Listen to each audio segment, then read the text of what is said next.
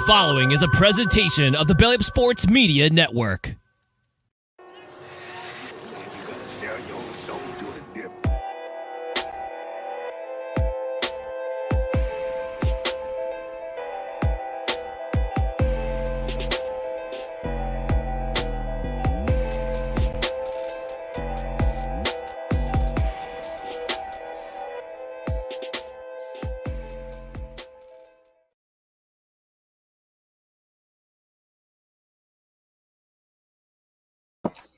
What is up, fight fans? We are back for episode 27 here on Belly Up Sport Networks. I'm your host, Steven Rochelle. But to the right of me is Mr. Evil Eddie. We got a fun one lined up for you. A little bit late tonight. Not sure what's going on with our first guest right now, but we're here. We're live. We got a lot to talk about. Lots of stuff going on in combat sports. Plenty of events that are alive tonight. You got BKFC that's going on right now. You got LFA that's going on right now. You got CW that's going on right now. Who else? What am I missing? Something? Is there another event that might be going on tonight that I haven't just mentioned right there, Eddie? Yeah, Steve. You versus Mercy. Oh man, we're gonna get into that. We're gonna get into that. I gotta clear some air with some delusional bare knuckle boxing pole slobber over here. Yeah, we got so much to talk about tonight, man. I'm really excited. We do. I mean, there's a lot of stuff that went on in combat sports. A lot of drama stuff circling around the UFC. But what else is new when it comes to that and anymore? Title fights being basically announced before champion even really has a chance to even do anything at the press conference. There's a lot of stuff going on in combat sports. Like I said, BKFC. We just had BYB just had a fun event over in Abu Dhabi last weekend. Big shout out to our guest a few weeks ago, Miss Drelling was absolutely victorious. Got a win under her belt. Another one of those first in her career. So, big shout out to her. But I guess as far as topic goes, like where you want to go, you want to go the let me come in. You want to go on with Dana at the press conference and kind of flowing on to that. Which one you want to touch on first? Well, man, there's so much going on. Like you said, you covered a lot there. Also, Corey Sandhagen, he's so upset with Henry Cejudo getting this title shot immediately. He says it's absolutely lame. Masvidal lately in the mouth of Joe Rogan with claims that he is better than a prime GSP. Also, Israel Adesanya and Pereira. Listen, man, we're going to touch on that. Whew, Bo Nickel. The fight for Bo Nickel for UFC 290 versus our last guest. We were the first people to talk to Tresean after it was initially a rumor, and he flat out told us on the show, he's like, "That's not a rumor; it's a fact. It's going to happen. Like, I'm just waiting for the other sign to be dotted and crossed, and we can make the announcement." Sure as hell enough, I believe it was last night or yesterday afternoon. It became 100% official. Can't wait. So with that also being said, we have Masvidal, who's going to be fighting Burns, and Burns is opening up as a negative 450 favorite with Gilbert's Masvidal. Nasty, man. Everyone's been sleeping on Gilbert lately. I don't get it. Yeah, man. There's just so much going on in the world too, and Hazma apparently says that he beat up Yuri Prohavich in the gym and has a video of it. So I want to really ask some of our guests tonight. Man. Here we go with the training videos. Here we go with the training videos, right? Yeah. I mean, you could see somebody training in the gym look amazing, but then you watch them fight and it's a completely different person. We've seen that. Also, all right, you had a good round against Yuri in a training session that you happened to record, but who's to sit there and said he was going 100%? Maybe he was only going 60%. Maybe he was trying to work on a new move, maybe he was trying to do something like on his defense side of things to have a guy like Cosma on top of him. It fuels the fire, that pressure, man. It only fuels the fire. And I've actually had a fighter send me a video of him sparring with TJ Dillashaw, and I kind of felt weird about it because TJ wouldn't want that video out. If you're a fighter with a big name and you are helping another fighter get ready, I think it's kind of a crazy move. Would you agree?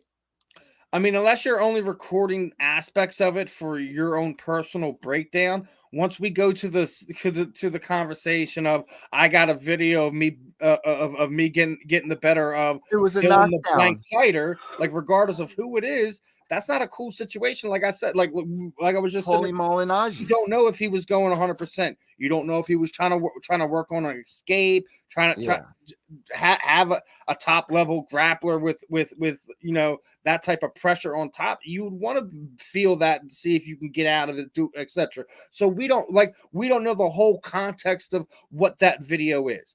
That's what I don't think is fair about situations like that. It's one of those things where you take it with a grain of salt. You know, it's like it could be he was absolutely mauling him. We don't know if Yuri was 100% that day. We don't know. Yeah, you made the point for sure. It reminds me a lot of the Conor Paulie Malignaggi thing. So I think that's what Hazmat is trying to do here, is try to really pump it up so we get more excited to see what really goes down in the fight. However, there are rumors that Costa is going to be fighting him, and he just signed a 4-fight deal. Paulo Costa. He just got that bag. He just got that bag. $1 million. I heard it was he gets a $1 million fight now. $1 million per fight. So good for him. But also, he's been doing a lot over the last 2 years to build up his fan base, his persona, everything. Like, come on, the Secret Juice stuff is hilarious. Between that and him trolling on Dana is just priceless, man. He's turned into such a character. And if you remember when he started, we all hated the guy. He was on The Ultimate Fighter with the blonde hair, saying he was the pretty boy, best looking guy in MMA. And now we got the true form of Paulo Costa. However, will we ever get the excitement and buildup in his career like we got when he fought Israel Adesanya for the first time? That was exciting. I don't want to see that fight happen again, but if you match him up with the next contender, Hazmat, I'm down for that, man. I'm down there. I'm all in for that fight. So Dana says he's going to make that fight happen at all costs. So we'll see what happens. Here we go. At all costs, and we're going to find out what at all costs means real soon, huh? Yeah. Yeah, you're totally right. How much money is it going to cost? Why couldn't they do that for Francis and John? At all costs. Steve, all right, at all costs. Well, no, because now he doesn't get that big super fight. Like, granted, like, John's going to be pulling big numbers regardless, just because you have that love. People have that love-hate relationship. You want to see him get beat. When is he going to actually get beat? Because everyone still wants to hold on to the Matt Hamill thing. Yeah, the thing with the Matt Hamill fight, he's still trying to say he wants a rematch. And it's like, Matt, you got to let that go. People don't know who you are anymore inside mixed martial arts. And let alone, that was a crazy fight where he was getting his ass kicked. I think they both come from the wrestling community. Yeah. And being where Matt is in his career, who's to sit there and say, like, him and John don't settle it in, not in MMA, but like have like a charity wrestling tournament for kids in upstate New York, upstate PA, etc. Like, they're both. John's not going to do that. No one cares. How do you know he's not? It's. How do you know he's not? Well, I'm saying, like, nobody really cares to do that. It's only Matt that's there doing that, who got his ass kicked in the whole fight. All right, let's not dwell too much on that one. There, like I said, lot of other interesting stuff came out this week in the rumor mill. We didn't get a chance to touch on it last week, but Overeem has once again tested positive for a banned substance, is going to miss the better part of 2023. No, that's so upsetting to hear, man. I keep trying to tell, man, they just need to make a division for some of these guys, man. Why? Why even? Like y'all can only be between 210 pounds and 108. I'm telling you, it's not a surprise here, but it is a shame when they get that lengthy of a suspension. And we can go back to talk about TRT and the benefits. They deserve it. They 100% deserve it. What are you talking about, dude? You're using a banned substance, period. Like, Well, this is the argument that everyone's having right now with Conor McGregor. Everyone's upset that he's not in the testing pool. He broke his leg. Everyone can see the physical changes in Conor, and everyone is really upset about this right now. We're going to find out if that fight's going to get pushed back or not because of USADA, but we've seen the UFC loophole this stuff before. Well, I don't think he's going to have to be in the testing pool for 6 months.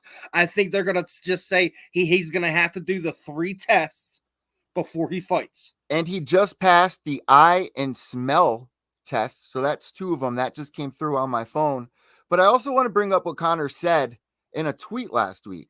He said, USADA, you don't run this thing.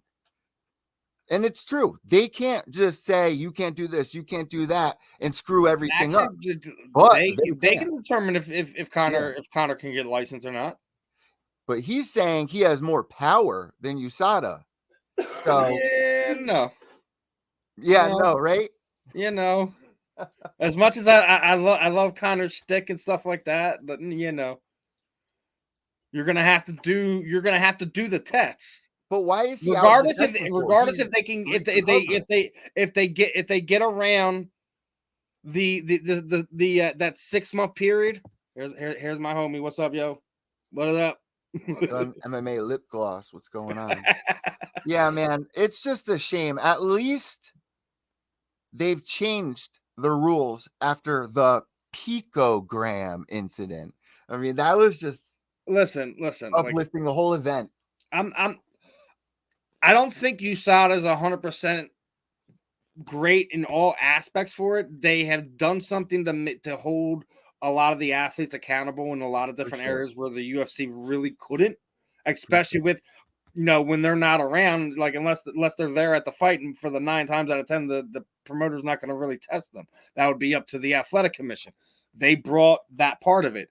Do I think Conor's right where he's saying they don't run it all the way? Yeah, they don't run it all the way, but it is up to them if he's going to fight, because they could say, hey, you're not fighting because you haven't done the X amount of tests, you haven't been in the pool for it.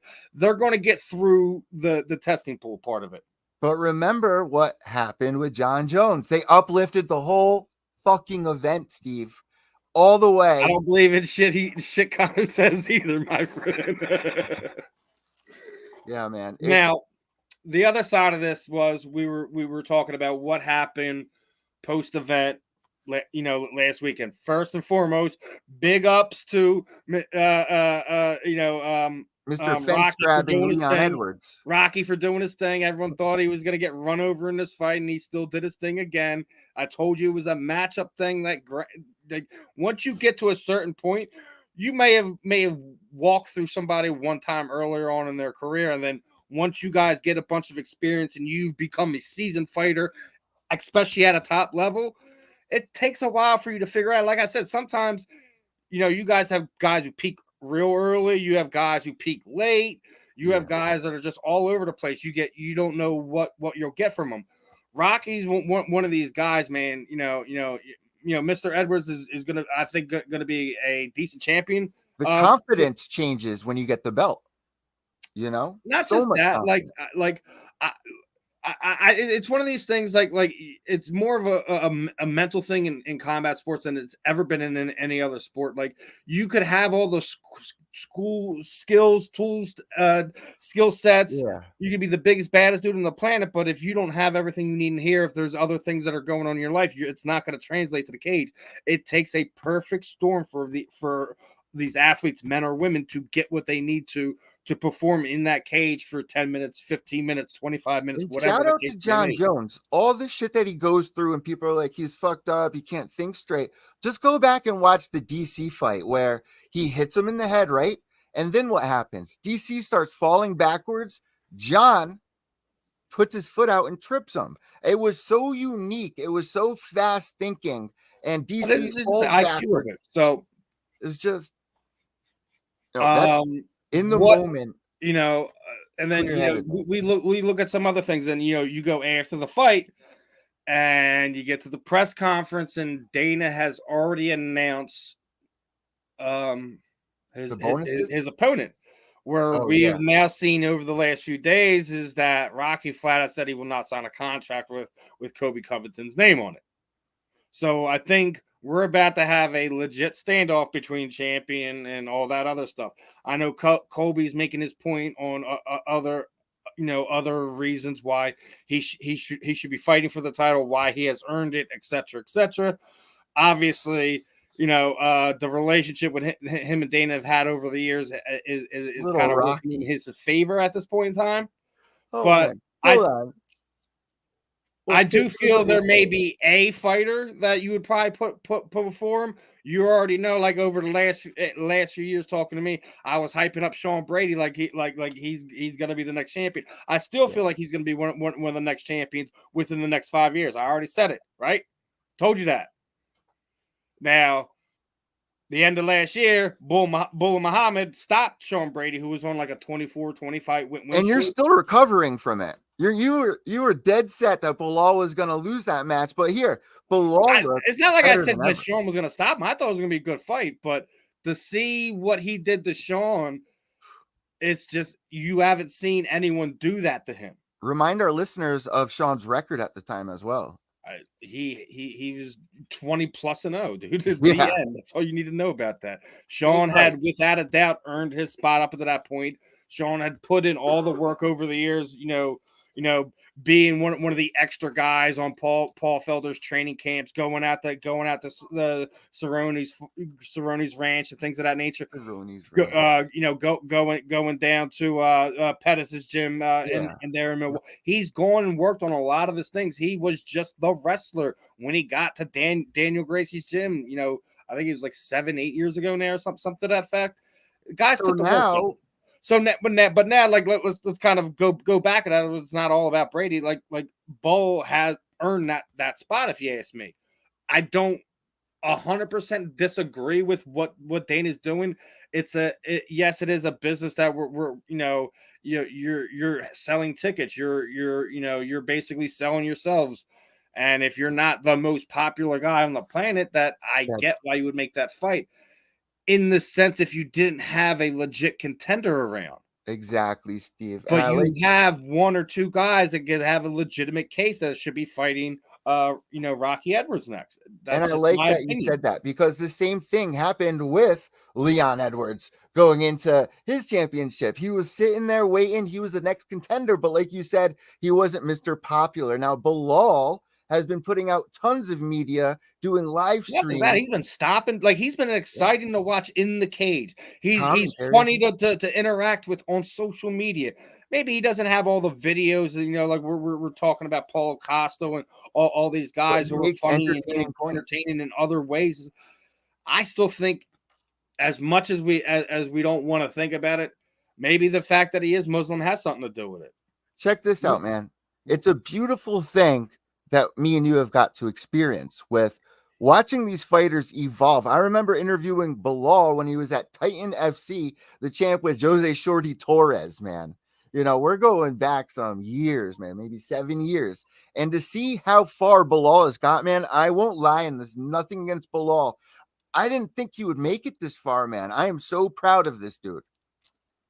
I agree, man. Like, there's a lot of times you see these guys and you watch them early on, like, I don't know, like he could be there, but I don't know if he can be a top contender, the guy at 170 pounds. Like there's a lot of things that go into it. Luck, getting put it together, things of that nature. Was never good in just one area. He's like the perfect all-around, well-developed fighter. What's up, my friend? How we doing? Philly in the house. Yo, shout out Philly, man. Shout out Philly. Yo, Steve, not to go off topic, but for the Philly fans out there, I heard it's steak and cheese day. And yes, it is. No, it is cheesesteak day, not steak and cheese. Not steak and cheese. It is cheesesteak day. Oh, so you guys call it cheesesteak. We call it steak and cheese. Oh man, you guys need to be taught lingo, man. Well, granted, I'm gonna self-admit we got some goofy lingo in Philly. But nah, man, you can't call that steak and cheese, bro. We got shout out Philly for some good spots to go for some steak and cheese out there, really quick. I mean, gotta represent. We got to change that dyslexia around for you, my friend. We got to change that dyslexia around for you, my friend. But with that being said, let me quick change gears here real fast as our first guest of the evening will be joining us, the one, the only Bellator MMA, Miss Pam Sorenson. How are we this afternoon, this evening, my friend? How are we feeling? I'm doing pretty good. How are you tonight? I'm great. Just getting another show in the books. We got a lot of combat sports stuff going on. I know you're getting into it. We got last few weeks in camp here, right? Yep, we're 1 week out now. How's the ever loving weight cut going? Not bad at all. I don't have too much to cut. That's the beauty part about being that featherweight, like, where you see a lot of females compete at bantamweight. You don't have to really kind of stress too much over the weight cut, but obviously have to keep an eye on it, right? Yeah, I mean, you can't let it get out of control. And some camps I am a little bit bigger, and it is a harder weight cut, but way better than fighting at 135. I remember when Dana was trying to make Chris Cyborg go down to 35, like it was a good thing for her. Yeah, no, you change who fighters are, you change how they fight and everything about them. Like, it's just not okay. Yeah, like it's one of the things we've always talked about, like not just me and you, just when you're talking about media in general, is talking about fighters fighting at the proper weight, not trying to cut too much, not draining yourself out to the point of dangerous stuff where you see fights get canceled, fighters have to be hospitalized, etc., because they're not doing things. Where you've seen it to the point a few weeks ago was big, where one of Ali's fighters was taking fluids, and people were not happy that they were getting IV bags and things of that nature. My thing is that regardless of if a medical professional is giving it to you, or if you need it, if it's something as simple as fluids, why are we having an argument about it? Shouldn't, regardless of ringside doctor, the doctor for the venue, etc., whoever, shouldn't that stuff be available to all the athletes, period, as long as it's something you guys absolutely need to replenish whatever you've drained out of yourself via the sweat, through the cut, etc.? Yeah, I mean, I don't have anything against it, but I know like some of the, California has a really strict commission, and they're, well, you shouldn't be cutting so much weight that you need an IV afterwards. And then I believe using an IV can help mask drug tests too. Ooh, see, I haven't heard that. Yeah, I think if that's the worry, then you should test them immediately and then give them the IV. Do whatever you got to do for your test, then give them the IV. I understand that, because again, that's something me and him were just talking about performance enhancing drugs. It's something that it's something that we've dealt with in this sport since its inception, and I don't think it's something that's going to go away anytime soon. It's what's the good old thing that you always hear people said? You're not trying if you ain't cheating. Yeah, people always find a way to stay one step ahead. I mean, if people are determined to cheat, they're gonna find a way. So, Pam, I really want to ask you something. Your career has been so amazing. We've been following you for like 13 years or something crazy, right? So you just had a fight against another legend. I consider you a legend because you're an OG. You're one of the OG originals. And you got to fight with Kat Zingano for Bellator at Bellator 282. What was it like fighting for Bellator against somebody like Kat Zingano? I mean, for the fans, that was a treat to see you and her. So, how did it feel in there? Win or lose, just the experience all around. I'm jealous. You're living a full life. I mean, it was fun. I wish I had had a better showing. Like, I wasn't feeling the greatest on fight night, so I feel like it would have been more of a treat had I. Well, what was going on? You got to touch on that. What was going on? Sometimes you just have an off night, when you feel, even in training camp, sometimes you have a day where you're just like, God, I feel so flat. And like, no matter what I do, I feel so tired, or like my feet are stuck in the mud, and it happens. It's just really unfortunate what happens on fight night. So when you're in there and you're fighting somebody at that kind of a level, is it different when you're fighting somebody like that compared to fighting like your next opponent, somebody that's not well known? Like, does the nerves kick in a little bit more when you know a lot about this fighter, or are you just comfortable at this point? I'm comfortable at this point. I've had enough fights where I just don't care who I fight. It's just another person to me. Kat, I guess Kat was a little bit different because I did follow her. Even before I had started fighting, I was like, oh, I like this lady. I like her style. I followed her Thai boxing fights before she got into MMA. So with her, it was kind of cool to get to fight her because I had looked up to her for so long. But everybody else, it's just another fight.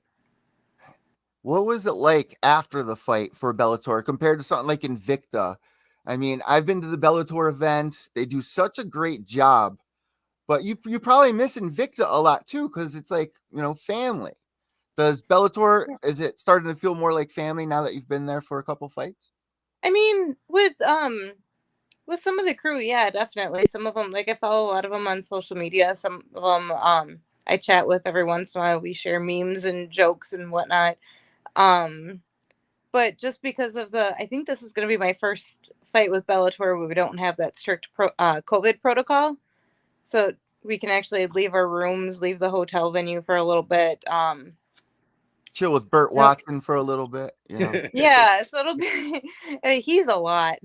He's a really. had I a love lot. Bert. He's getting up there, but he's still got that same energy that we've seen him had 10 years ago when he was walking the UFC guys out and stuff like that. Yeah, I don't get it. I was like, if I yelled like he did, I would lose my voice in like 30 seconds, and he can do it all night next long. day you'd be maintain that energy. Oh, guys, how you doing? Yeah. He was saying the craziest stories too. I mean, he's such a legend, and for him to go over to Bellator, you got him, you got Stitch Duran. I mean, that is family right there. So, Bellator is definitely a great spot. Yeah, I really enjoyed it. The other thing too is you guys get to come over to me over here at Mohegan all the time as well. What's some of the favorite places that you've got to fight? And what's like one place you really do want to fight at, but you haven't yet? And that place, you gotta start pushing the company a little bit to be like, listen, this is on my bucket list. Like, let's get it done. Okay, well, this is really lame because like it's not a big place, but like I have a lot family out in South Dakota, and it's a really quick drive for all my teammates and people from home that would go out there. I don't think they would ever do a Minnesota card. There's just not enough of us. But I'm like, can't I get on a South Dakota card so I can like have some fans in the audience and not like always way on the other side of the country? So if I'm Bellator and you're you and you have to sell me why we should have the event there, like, well, what's cool in that area? In South Dakota or in Minnesota? Yeah, like when I picture South Dakota, I picture like a lone gas station. So my parents live in a town called Mitchell, and they have the world's largest corn palace. Oh, okay. It's really lame. Oh my God, it's a huge tourist attraction. Yeah, it's like the only tourist attraction in Mitchell.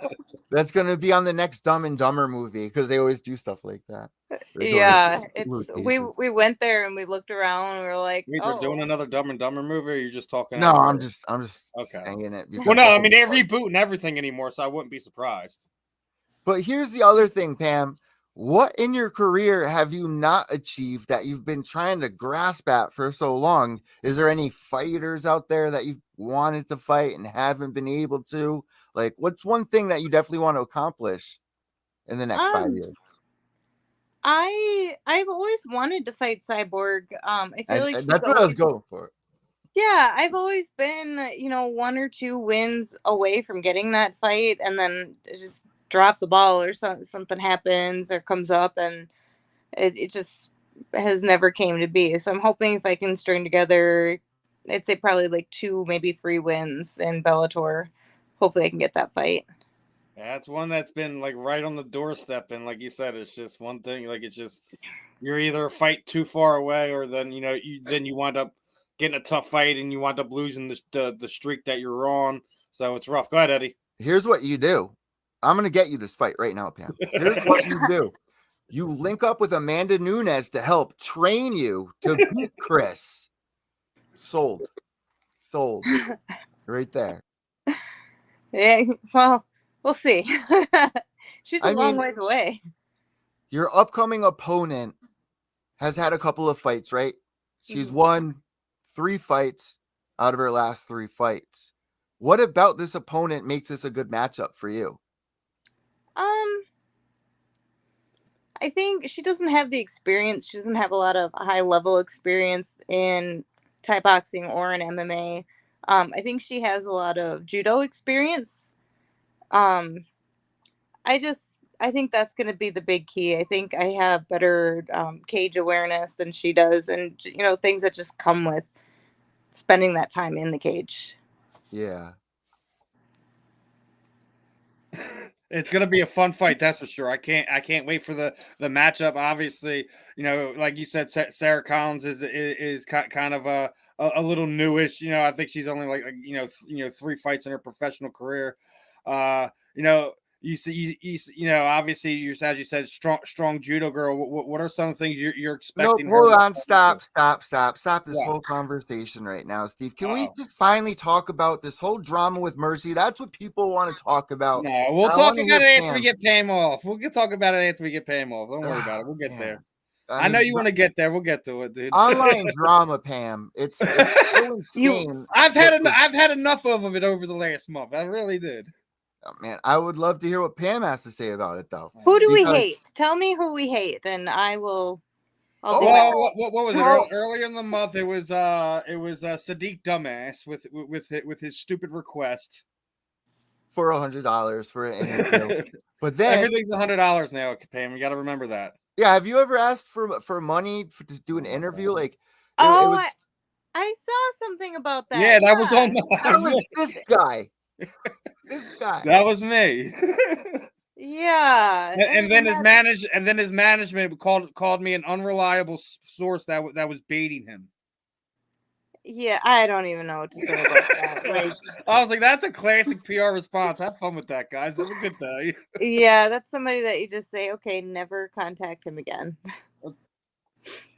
I mean, the whole situation was weird, but I mean, it's one of these things. Like, we all know like what we sign up for. Like, if like I get like if I'm asking you to go out of your normal area, if I'm asking you to come to the studio where we're gonna do X, Y, and Z, yeah, at that point in time, if you would ask me like, hey, I need $100 to cover X, Y, and Z, then I would be absolutely expected to do it because I'm asking you to leave your general thing. But if we're just sitting there like doing the recorded interview like we're doing now, it's one of these things where we can make time inside of our own thing, and at the same time, it's like part of media. Like we all look after each other. Yeah, so and it's like I've it's only part had of the job. He's literally like only the 3rd athlete that's ever asked me of it. The other one was basically a former NFL player that was on multiple, big network TV shows, etc. And that's what his manager had asked for. Again, the manager, not the athlete who, whatever. Like, that's why your management's there. Yeah. To protect the athlete. He just...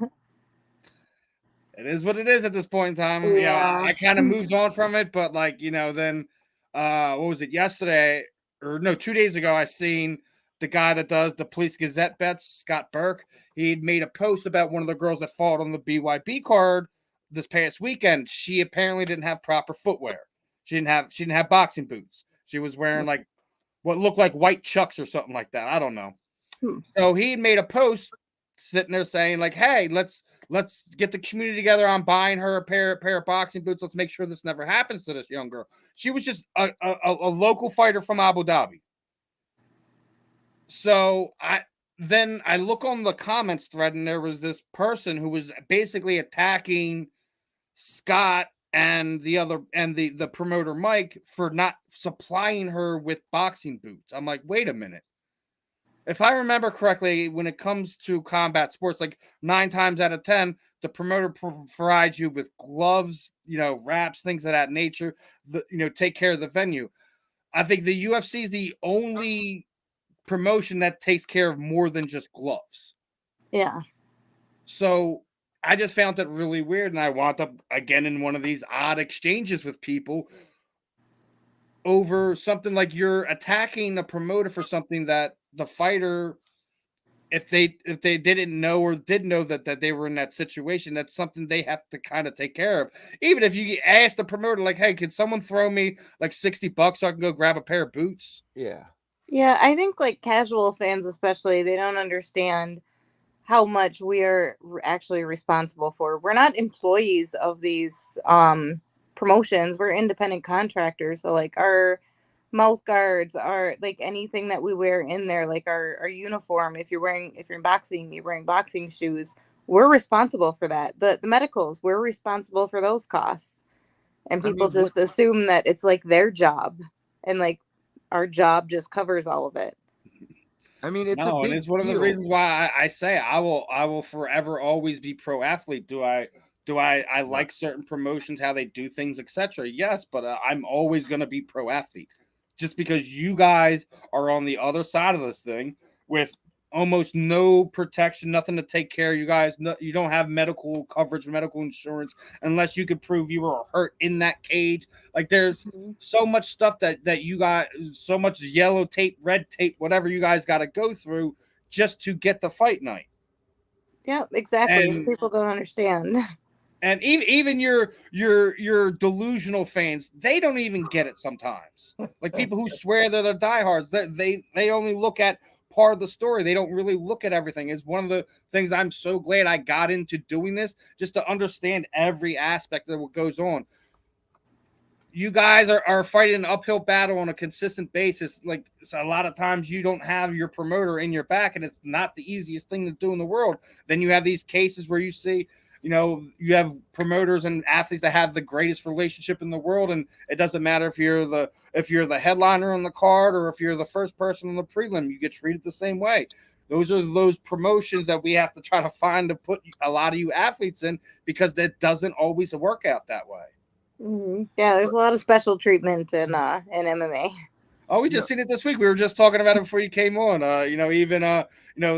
Comments in the chat talking about the whole Kobe Covington thing going on. Well, I just want to touch on something really quick, go ahead. Steve. Go ahead, The whole shoe thing, people might be a little confused. Why can't you wear these type of shoes? The athlete is in boxing and things of that nature. You're supposed to take care of your attire, boots. Yeah, no, I know, but for your fight wear. Like I said, the only time that changes in combat sports is most promoters and promotions and things of that nature, they supply you. Oh yeah, I know. I got all that. Thing. Yeah, but they're not supposed to take care of your footwear if you're in boxing or bare knuckle boxing. Or you don't see them supply. Are they going to give? You don't see them going to provide Pam with a full fight kit, top and bottom and all that, and a Manscaped bar and 20% off OnlyFans. No, my thing for Pam is, my question here is, what difference does it make if you wear a certain type of shoe on the canvas? Can you kind of explain to the listeners? It is a big difference. What if you're wearing a regular shoe compared to a boxing boot, you're not going to be able to get good footing. I don't know. I don't wear shoes. I hate shoes. So I guess it's safe to say we're not going to see Pam venturing over to BKFC or doing any boxing events anytime soon. Probably not. Even when we're doing just straight wrestling, I just prefer not to wear shoes. So I don't like them. Interviewing Justin Gaethje years ago, and he was saying the World Series of Fighting canvas, it was different from the last event to the next event. And it was a little more slippery. Is that like a normal thing that happens? They use different kinds of materials? Yeah, some of it's canvas. Some of it's canvas, something else. But let Pam explain it. Yeah, sometimes it's like a vinyl canvas, and sometimes it's a cloth canvas. And then sometimes the logos that they have on there are printed right onto it. And sometimes they're stuck on top. And sometimes it's the logos that are stuck on top of the canvas get super slippery. The vinyl canvases can get really slippery. I know Kat, after our fight, had posted a couple of pictures of her knees because it was on a cloth canvas, and it just tore her knees up when she was going for takedowns and whatnot. Oh man. I remember playing basketball in school and just sliding on that smooth surface wood, and the pain that you get, even sliding in grass or turf in football, that's like one of the worst things ever. But for you guys in the cage, Like, why isn't something done to make it a little bit more safer? Like, what's the best kind of canvas that you've got to fight on? I like the regular vinyl. I mean, yeah, you can get like mat burn and whatnot, but that's with anything. And if you don't let your feet get weak, if you don't wear shoes for wrestling and stuff, I feel like you develop calluses. Your skin gets a little bit thicker, and then you don't get mat burn as easily. This is what you do in the next fight with a rough canvas. You target whatever part of their body, whether it's the elbow or their legs. Soon as you see a little red, you go in there and you give them the old Indian burn. Indian burn? That's what you gotta do. I'll try that out next time. This upcoming fight with you, right? How many times this year are you gonna be fighting to get back on the winning side of things so you can get this fight with Cyborg that Amanda Nunes is gonna train you for? You know, I will take as many fights this year as they will give me. Like, I'm not getting any younger. I think I still have quite a few years left in me. But I just want to stay as active as possible. So if they offer me another fight next month, I'd take that too. Are you doing one fight at a time? Are you signing contracts? Like, I just renewed with them, so I just signed another 4-fight contract. hey, Pam, congratulations. So at the very least, we got Pam and Bellator for the next 2 years. Yeah. Are there any upcoming fights for Bellator that we should be excited for, or any fights that you're excited to see? I am excited about this featherweight division. So Kat Zingano and Leah McCourt are on the same card that I am. I think that's going to be an interesting fight. Two girls with jiu-jitsu and judo backgrounds, and then Sarah McMahon debuting against Arlene Blanco. Oh, wow. That's going to be an interesting fight. And then it'll be interesting to see, based on the outcomes of those, like how it shakes up the rankings and who gets the next title shot. That is really exciting. Who would you like to see fight Chris next? I don't know. I mean, like if you put in your matchmaker hat on for a second, regardless of who's winning, who's losing right now, like if you could say this would make the most exciting fight for both Chris and her opponent, what would you feel would be? I would say, depending on the outcomes of the fight, either if Kat wins her fight or if Sarah McMahon beats Arlene, I think she would jump to the top of the list. No, I think Sarah would, just because she holds a little bit more clout with that, with some of her wins that she's had in the UFC, etc. Like, a lot of people kind of felt Kat just got beat down with injuries, and that's how she wound up here. Sarah had a lot of, she obviously, lost her way out of it, but she also had a lot of success, not only in the UFC, but getting there as well, as Kat did. But yeah, I wouldn't be surprised at all. I wouldn't be surprised if she jumped Kat either, if it's that impressive of a performance. Yeah, and I mean, Arlene is a much higher level opponent than Leah McCourt. I mean, that's why I said I wouldn't be surprised to see she jumped her. Yeah. What about this whole PFL thing? And what's her name? Kayla Harrison. Yeah, with Kayla. Kayla needs to go. She needs. I love PFL, but they don't have anyone for her to fight, and the one person they have under contract now that could possibly challenge her is too young. Okay. Remember, they just signed Amanda Levy. Okay, all right. Well, and Amanda's grappling is beyond this world. But I think it's gonna take Amanda some time to get to her, and by that time, I think Kayla would already moved on. Whether her contract expires, whether she goes to the UFC, whether she goes other avenues. That's the whole convo point. Like, what would you have done, Pam, if you were in that situation? I would have never went to PFL. Just my opinion. I know who her managers, and that's why they did what they did. Yeah. So would you resign, or would you try to go to the UFC? And you know how MMA is. Your lifespan. You can't fight forever at the top of the top. So to sign back with PFL for another year or 2 years, was that the best decision that she could have made for money wise? It was. Go ahead, Pam.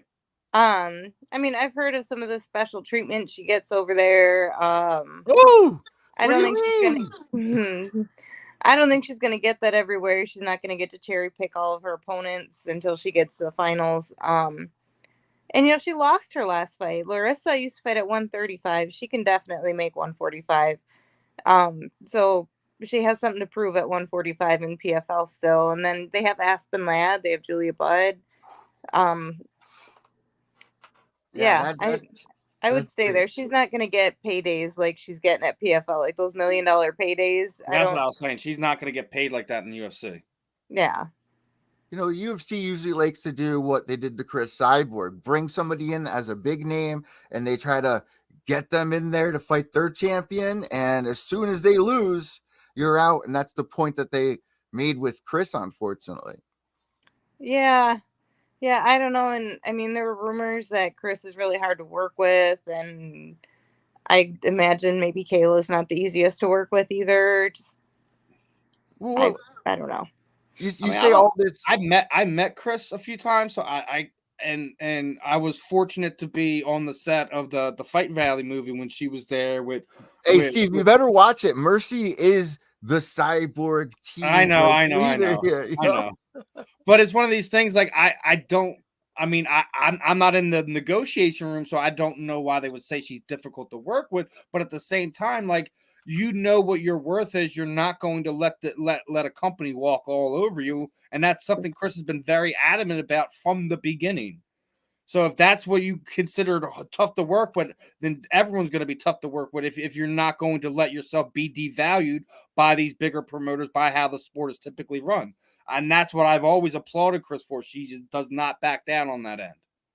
Yeah, I mean, I don't know specifics. I don't even know if it's even her or her people who are hard to work with. But at some point you have to realize, are you putting as many butts in the seats? Are you selling as many pay-per-views? Like, are you worth as much as you think?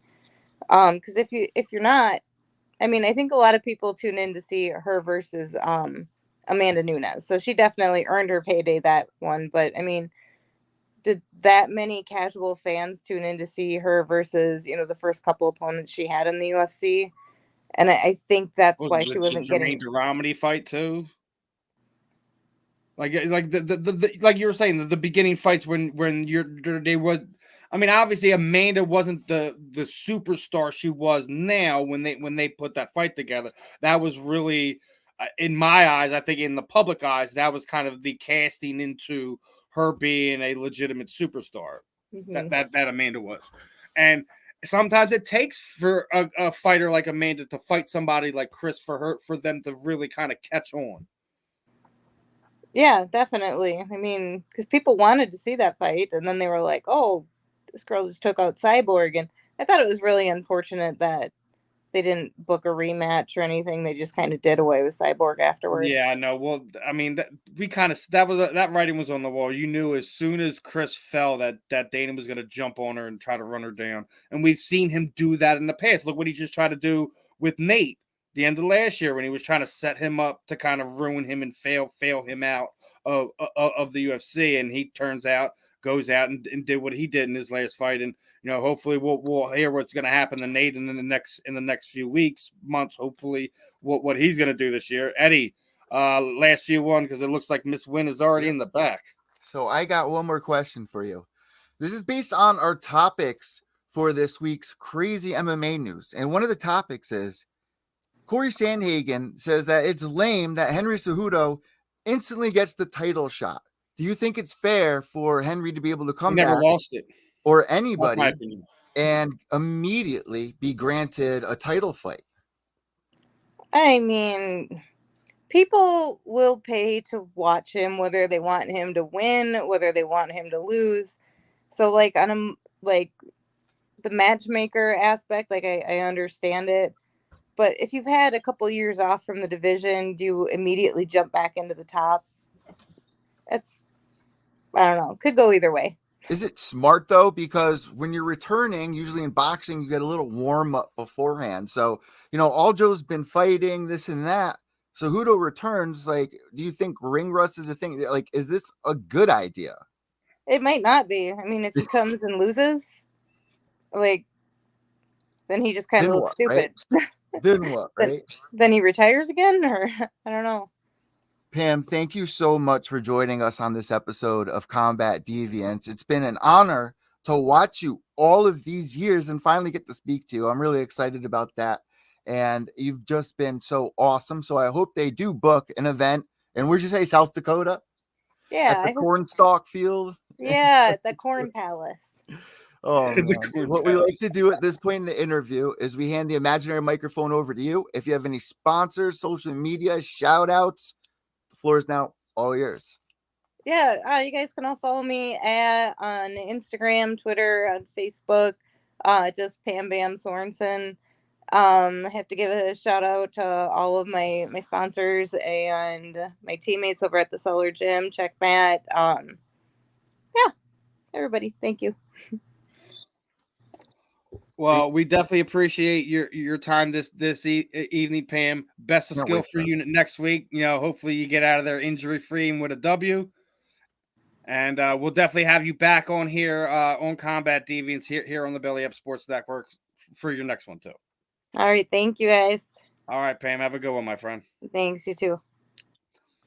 All right, everyone, that was Miss Pamela Bam Sorenson, and we're gonna jump right into our next guest, who is already waiting in the back.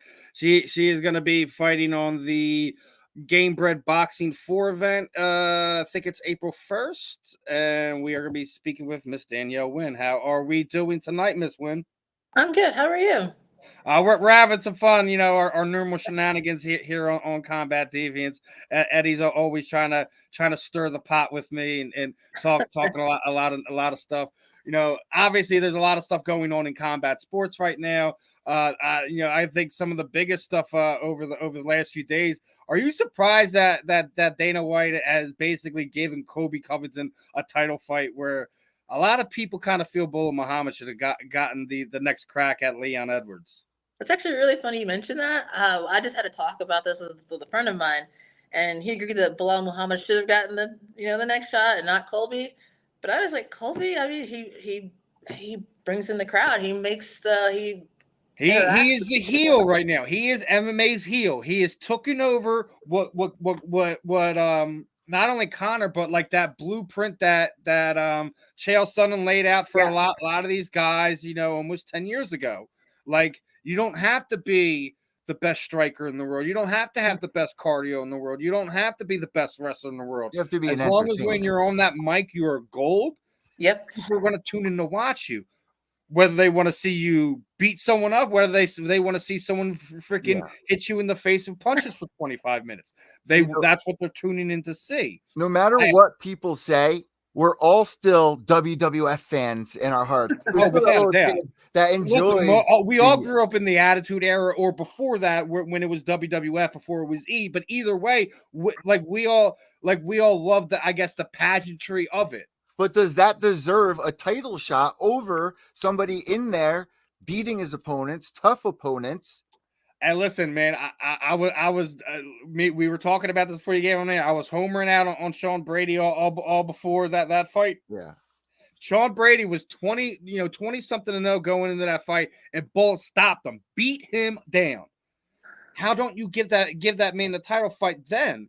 Obviously, Leon Edwards was in the same position about a year and a half ago. Yeah, exactly. I think Bullet just needs to. I know it stinks. I know it's not the way you want it. I know that's not how you would like the business to be run. We don't get the control of that. We don't get to say that. We just have to play by the rules, right? So, Pam, the question is, should they go by the rankings? We just got rid of Pam. What are you doing? Danielle, what we're asking is, should the UFC be going by the rankings if they have rankings? They should be going by the rankings, but I believe it's more better for the business. That's why Dana's always said this, though. If anyone has paid attention when they made the rankings, he already said, at the end of the day, the rankings are what they are, but we will still make the best fights that we feel is best for the champion, the promotion, et cetera, et cetera. This is one of those situations. I agree. It's definitely one of those situations where Colby is the best as far as the company goes and making the company money. I mean, Bilal, remember the name? I mean, if you have to tell that people remember your name, I mean, are you really that memorable? We And I think interviewed it's plenty memorable Kobe. over the last few years. He's earned some of it, but it's like one of those situations where I think he has, but it's one of those things where you may have did all that work before that, but until you started having a few of those signature wins, no one cared about what you did before that. And I Right. think that's what's really hurting Bulla right now, where he doesn't have that extra juice to go off of where Kobe does.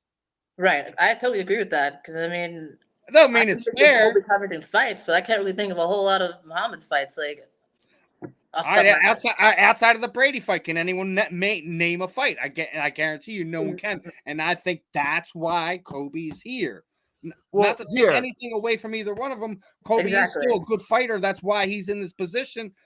I just feel it's one of those things. It's a money this grab. is It's a what's money going to grab. overweigh. You can't blame the UFC is a business at the It's end a of the day. You business. can't blame them for wanting to make money. Here's the thing why Kobe should get the title shot, though. Look at some of the opponents that he's I had. know, and that's what I Danielle. was saying. That's what me and Danny were just saying. Like name a Bull fight outside of Brady when he stopped Brady. Well, check Okay, this you out. can't name it. Well, that's why we're here. We got Mike Pyle, we got Max Griffin, Brian Barberina, Damian Maia, RDA, Robbie Lawler, Woodley, and then Masvidal. He's only lost to Kamaru Usman and Warley Alves. So that's a pretty amazing list of accomplishments for President Trump's biggest supporter. God. Why do we have to throw that in here? Oh my God. No comment. Yeah, Oh, man. right. We don't care about the fact that I mean, I think the thing that irritates me the most is people are saying that's why Kobe got the fight. No, that's not why he's got the fight, man. Guys, stop, please. Don't try to turn our sport into something else, please. Keep it out of our sport, please. Well, then do they have Usman against Bilal? I wouldn't mind seeing that. Yeah, because then if Bulla wins that fight, then you can't tell him no anymore. Exactly. And right? even if he loses, he still gets the experience of going in there against one of those guys who was at the top of the sport for a few years. So I mean that's a win-win in the UFC's opinion. You get a top up and coming contender to go in there against Usman after another tough loss to Leon. So I mean it makes sense. Here's the other question I got for you, Danielle. Do you think Bilal is really ready for a championship belt? Because your whole journey since you start out in this thing, that's the goal, right? And if you get all the way up to the top and you're just one fight too soon, you should have taken one more, you may never have that opportunity ever again. I think you never really know until you get in there because sometimes things just happen. And I mean, he could, I wanted to say he could do it in an amazing fashion, but I mean, he's probably just going to wrestle. But still, like, I think he feels like he's ready. And as long as the person feels like they're ready, then I mean, you really can't tell them otherwise. And if you can, then they're definitely not ready. That's kind of how I feel about it. So, listen, it's one of these things where, like, I get it, but it's still at the same time, it's one of the things that we're all going to have to discuss. This is a good comparison, though, Steve. And like, when you turn from amateur to pro, what is the discussion that you have? Because in a way, it is a little similar to taking that championship fight when you transfer over. It's a similar situation, but like, are you ready or are you not? Yeah, I get it. So yeah, it definitely is. what was the conversation that you had that you knew you were ready to be, fight for a pro, or if somebody that you were training with was about to go pro? I mean, what's that conversation like? What would you need out of that fighter? To be honest, I really don't know because I went pro because I ran out of opponents. So I ran out of amateur opponents. Yo, that's great. That's a great answer. I mean, I can't tell you because I never really had the conversation. It was just like the Mir fight came up and nobody else was coming up. I was waiting, and I was like, well, let's just go and see what happens. And what was that experience like? Fighting Well, a Mir fight, right? Yeah. Oh yeah, it was interesting. I mean, she was a stand-up opponent. Like she was not stand-up as in fighting, but like a good person. We actually ran into each other in the elevator in Mexico, And I didn't recognize her at first, and then she was just staring at me, and I'm like, oh. Like, oh, what's up? We're supposed to scrap in a few days. How's it going? Yeah, because we were there like, what, 4 or 5 days? You're like, where's the hidden camera? We're supposed to fight in here? So we were just like staring at each other, and then we just started talking about our favorite fighters and having a little conversation. And I mean, a very little conversation until we got off, or she got off at her stop, I got off at mine, and it was like, oh, I okay. feel like her dad's had a lot of influence on her. Obviously, you know, her becoming a combat sports fighter as it is. For the listeners, we're talking about Frank Mir's daughters. Just to throw that out there for people. Yes, Bellamere, but she was a nice person. I mean, we hugged it out afterwards. She's a really good wrestler, clearly. Well, I mean, you would assume the grappling would be top level, consider where Frank was in his career. That was his bread and butter. I mean, when I think of Frank, the Minotaur Nogueira fight will just always ring in my head. Never forget that.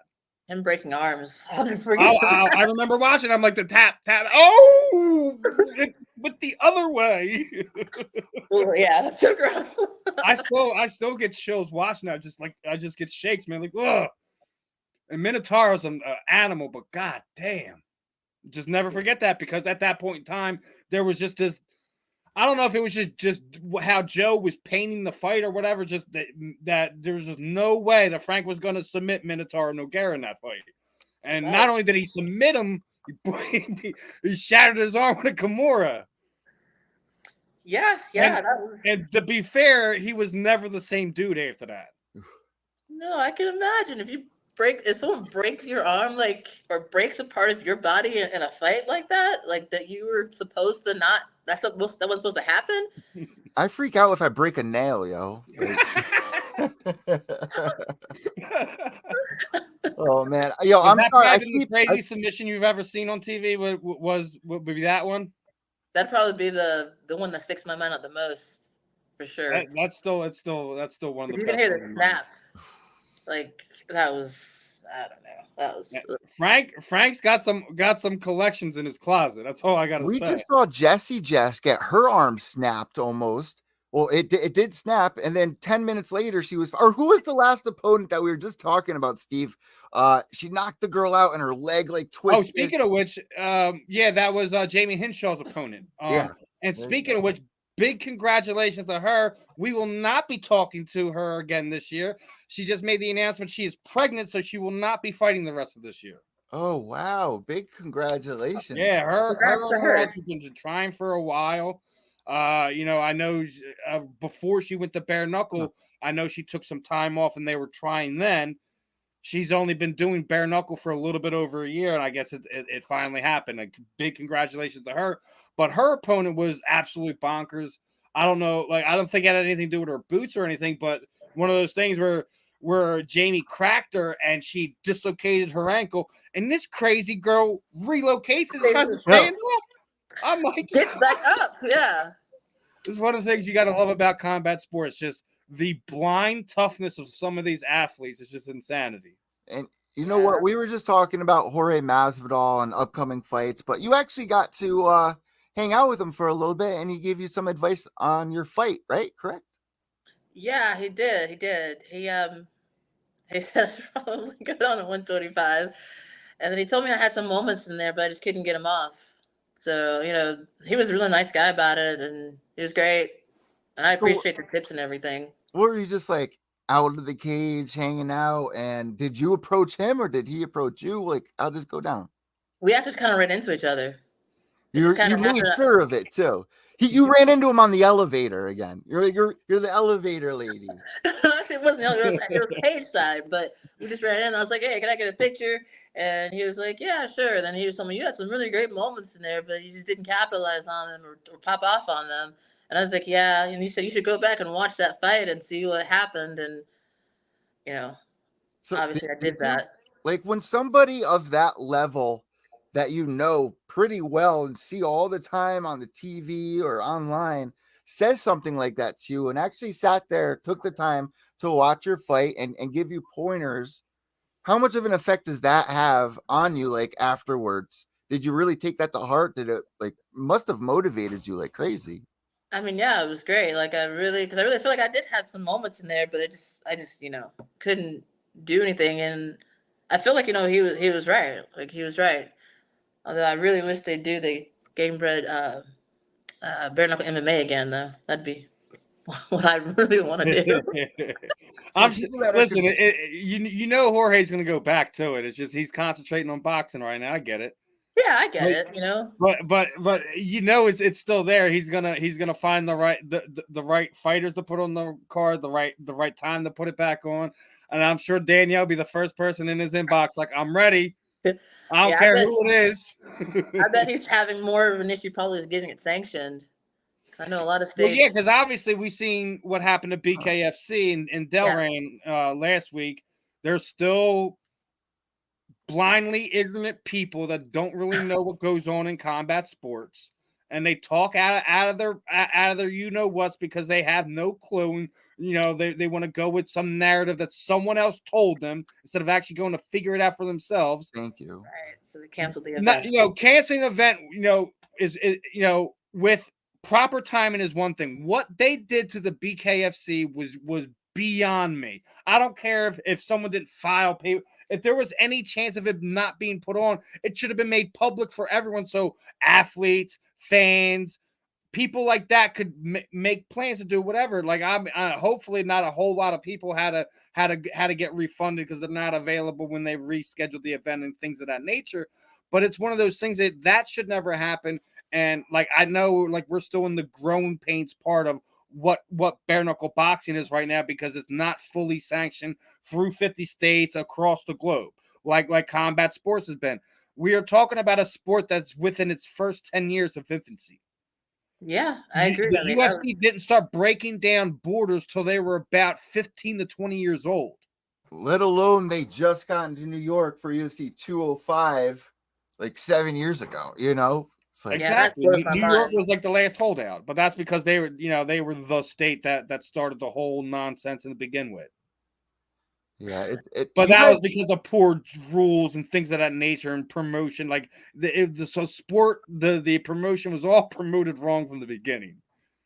Yeah, you know what? It's just a shame when you don't have the education out there. This day and age, these are things that anyone can educate themselves on, especially people in that position. To be that ignorant about it is beyond me.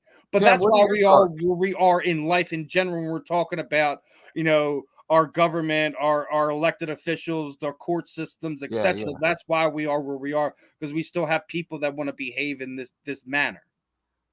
Yeah, be that ignorant about life and things like that, where you can't look. We're in a day and age where basically the library is null and void, where you don't need it anymore. Where anything you could possibly do, you go to on your phone and just type in some keywords, and then there you go. Yeah, you have a couple 5, 10, 15 links where you can go and look at some things. I totally agree. Yeah, because people didn't know that Wikipedia can't happen anymore. What's that, Danielle? What's that? People didn't know that Wikipedia was like that. It's literally like you can make your own Wikipedia article and say whatever you want. I could say I have. That's why I stopped looking at Wiki, because that's just no. That's asking for trouble. You know what you can also do this day and age? You can actually pay to be on USA Today and get an article that you wrote on there, and you'll see a lot of these websites where people do this, like as seen on USA Today, as seen on this and that, but. When you can't, like, getting back to the whole thing, I just want to touch on it for the next minute. To cancel it that close, the sacrifices that you guys make as fighters, the tickets that you guys have to sell to fill the seats, the family times that you could have that you sacrifice for this one night, this one fight. You have all these people coming out. It's got to be so difficult for somebody to do, and then have to cancel the whole event. We're not canceling the main event. So, hopefully moving forward, we won't have that anymore, which was getting back to what you were just saying with the athletic commission and not sanctioning it. When is this going to freaking stop? Well, basically, once we get all 50 states on board is where I feel like it is. I mean, we'll get Danielle's choice in a second, but it's one of these things where bare knuckle combat sports in general still needs to be sanctioned in all 50 states. It's the same thing that we did with combat sports over the last 10 years. We have to make sure it's everywhere. Because once we get to that point, then yeah, no matter what promotion was, you don't have to worry about some of this stuff. Maybe like Danielle and Pam was sitting there saying before, there are some states that are just so much more stricter that like you go from one state to another and everything's completely different. Yeah. So it's like you have to take care of these things, and that's why it took the UFC so long. It took Daniel so long, because not just that, it costs money to do that stuff. It's not just go. Let me go file this paperwork. Here you go. We're sanctioned now. Have a nice day. There's I's that needs to be dotted, T's that needs to be crossed, and Danielle, need to be withdrawn from. What do you have to do as a fighter to pass the athletic commission? You have a form and everything. You have to take a physical. Like, what's on there for you as a fighter to be able to pass something like that? What have you had to go through? Well, the hardest part is each state is different. So some states require the eye exam. Some states don't. Some states want an actual physical. Some states don't. Some states even want, a CT scan of the brain and just all this stuff. And they want it on their paperwork. So you get one for one state, you have to get it for the other state and the other state and the other state. So by the time you do it, you just got like 4 physicals in a year. And it's like... I got four physical. My eyes were dilated 3 times. I had to get a CAT scan twice, and the second time is because the state wasn't by their doctor. Right. Those are the best ones. No, it wasn't from our doctor. We can't take it. Or it wasn't on their paperwork. So much nonsense. You're laughing at it. Danielle knows I'm right. Yeah, because it's been pretty ridiculous. Like I had 3 eye exams in 1 year, in less than 1 year. Literally 3 different eye exams. I had to get one on Tennessee's paper, Georgia's paper, and then I can't remember the other state's paper, but it was like my eye doctor was like, do you really have to get this done again? And legally he has to do it because since I had the fight, they have to see if anything changed. You know what's crazy? I just got my license again, and I had to do the eye exam again.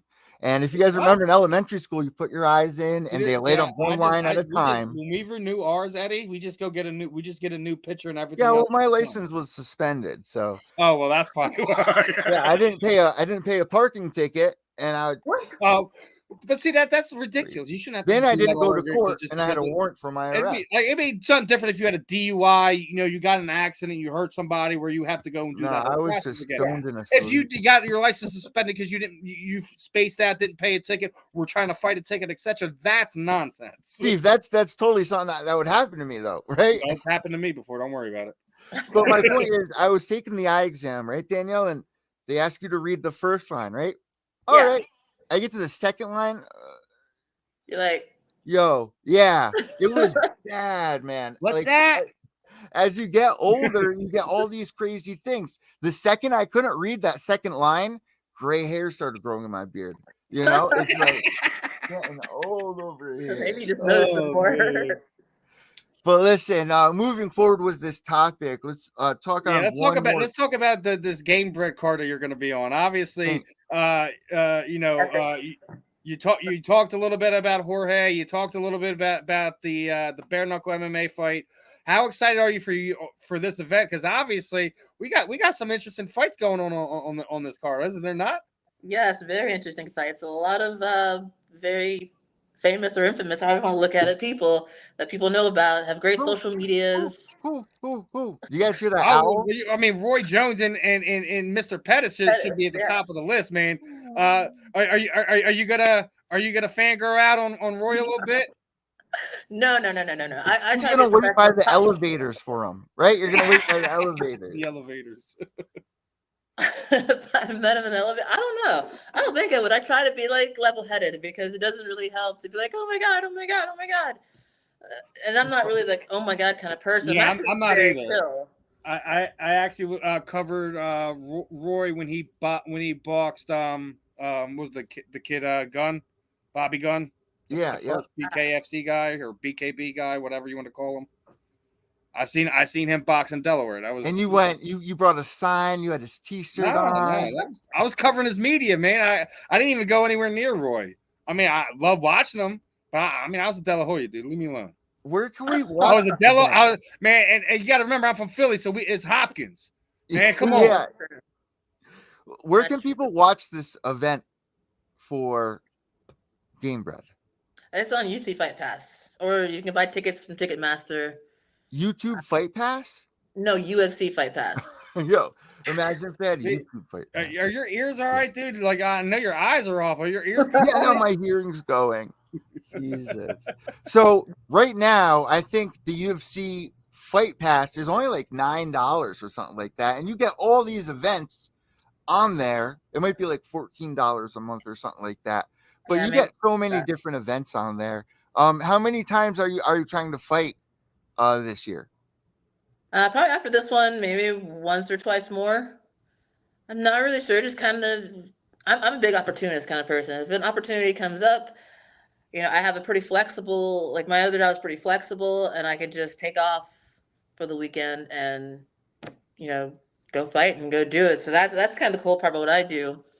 But it kind of just depends on what comes up, because, now that is boxing thing, I get a whole lot of boxing offers that I actually have to turn down. Yeah, I know you were talking about you can't wait to do the bare knuckle MMA again. You're already doing the boxing. Are you going to get to the point where you take a BYB Extreme or BKFC fight at some point in time? Yeah. Probably not. I probably will not do bare knuckle straight boxing. Why? My hands. I like my hands. He's like, I don't want to break my hands. I've seen too many of those videos where the guy's hand looked like someone put an air balloon on it and he just blew it up or something. I remember seeing one guy's hand at the bare knuckle MMA thing. It was like bent in half in the middle, like where it shouldn't be, and I was just like, "Oh my god!" Like I already said it takes a special type of fighter to be a bare knuckle guy, because the worst one I think there's nothing. It's just your hands. Yeah, that's Phil. What happens if you break your hands? What do you do? Like, what do? You just keep punishing your hands, and then you realize you got to do we got to do the Uriah Faber thing, right? Elbow. Good luck with that. Right. Good luck with that. But do you guys remember when Artem fought Jason Knight for BKFC, and Jason Knight looked like the real Chucky doll afterwards? It was absolutely brutal. Yeah, the facial lacerations are another thing I'm not really with. So you're gonna decide with boxing, like MMA out of the question. You're just gonna head straight forward with just being a boxer. I think she said she does want to do MMA, but she's I want to continue with MMA, but this was too big of an opportunity to pass up. I mean, what's your main card? Man, you like I said, we already got Roy Jones Jr. and Pettis on, and I think what was the other one? Vitor and Jacare's boxing. Yeah, and Aldo and Jeremy Stevens. That should be fun. Aldo, Jeremy Stevens. Yes, Aldo and Jeremy Stevens. Oh my goodness, that's gonna be a burner. I see the card on your Instagram, by the way. It's just so weird to see all these stars fighting on other events, like even for BKFC, all the stars that just signed over there. But Gamebred, a lot of people aren't really aware. This is so huge to have these kind of stars on there, and it's huge for you as well, Danielle. Out of those people, what fight are you most looking forward to? Because that's going to be awesome. Probably the Aldo fight, because I remember watching Aldo a long time ago. Like I just have memories of he is the king. I don't care what Connor did, said, whatever. Aldo's still the king. Like 10 years. 10 years he was on top. That I remember. For me, I don't know. Like again, I don't know if it was how Joe framed everything while watching Aldo during that time. I just felt he was more of a Muay Thai guy than a boxer. Not to sit there and say he doesn't come from a boxing background or that he didn't develop his Muay Thai after that. But it's just, I think me just blindly thinking about it. When I think of Aldo, I don't think of a boxer. I think of a kickboxer. Kicks, yeah, because he had that crazy leg kick that make your eyes are amazing. Didn't he win his last fight in boxing too? I'm pretty positive he did. Yeah, he did. He did win his last boxing match. Yep. Oh, yeah. So it's not like it's a completely foreign thing, but like I said, when we're talking about fans that are just taking a glance at it, this is probably what they're thinking. That's But at the same time, you should be definitely tuning into to events like this. What Jorge has done just over the last year and a half or 2 years since he's opened Gamebred, athletics. I'm gonna say it because obviously you're doing both boxing and MMA at this point in time. And he has Icon too. He's one of those guys, man. You got to remember, like, people tend to forget. Like, everyone's talking about how big Kimbo Slice was. Who was also in those videos? Oh, that's right, Jorge Masvidal. Now, he's another one of these OGs. Like, maybe he didn't, blow up like as big as Conor did, or some of these other fighters during that same period of time. But yeah, Jorge was basically a self-trained guy for the longest time. So, I mean, bravo to where he's put himself to. Bravo, where he's still at right now. Really, really looking forward to what he continues to do with his Gamebred brand. Like regardless if he continues to push for boxing, if we see some more bare knuckle MMA, or if we see bare knuckle boxing, I don't know. He branded it so he could do either or of the three, and it can literally just be a combat sports entertainment. Period. Now, let me ask this one last question to you here, Danielle. And it really is my last question. You're fine. So they're saying that Masvidal is better than Prime GSP. This is what Joe Rogan said. Oh man, the Joe Rogan. Well, I'm not going to ask you. I'm not going to ask you that one. I want to go over this one real fast. I mean, obviously, it's an interesting topic. Everyone kind of probably unanimously feels that during that run, I don't think anyone was anywhere near George St. Pierre. Yeah, I think it's different times. I think it's just different times. It is. MMA has evolved over the years. Certain things used to work all the time. It's like Rousey was throwing people like crazy. She got to Holly Holm, couldn't throw her anymore. Couldn't throw anybody. Couldn't throw Amanda Nunes. I just think it's a different time, and you can't really move the time periods because people evolve. I think she ushered in an era because you go look at the Dagestan fighters and what's their kind of thing is kind of that still type of setup. It's in a different style of athlete, but I think Ronda did usher in a era where the judo and subsidiary disciplines that are along them lines have now more of a visible footprint in MMA, in combat sports. But I think people got better at it. Like people just got the sport. People just evolved and got better. I think what it was like there was the thing that was kind of re-imaged and new and shiny again, and no one knew how to do it. Right. And I think everyone forgets about that first fight with Holly, where Holly's footwork is what really did Ronda in for that fight. It had nothing to do with anything mental, physical. Yeah, but is Masvidal better than GSP? Is the question. This is what she touched on, and I'm gonna go back over this. How do we talk about this in regular sports in general? Who's the GOAT? It doesn't matter because everything changes in so many different things. Weight classes breaks things down. When we're talking about different eras of combat sports, fight, MMA, boxing, whatever, everything changes, Eddie. Like we're sitting like George was great in these things, etc. When it's just bro. When Joe sits there and says like he considers him better than a Prime GSP, but that's also because a Prime GSP wasn't fighting the same level guys that Jorge's fighting now. Yeah, there are more guys now, more high level guys that do more that have that kind of cardio. All right, like look at some of the guys that George beat. I was a big Koscheck guy because he was from PA. He was one of those first guys from the Ultimate Fighter. He was so severely outclassed in that fight. He probably shouldn't even been in it with George St. Pierre because all he really did have was an overhand right and wrestling. Where George had so many different other skill sets. He had an incredible gas tank, superior fight IQ, and he had a full set of skills. You don't see that as often as we did in some of that era's fighting because these athletes are just different. Here's another example before Danielle answers.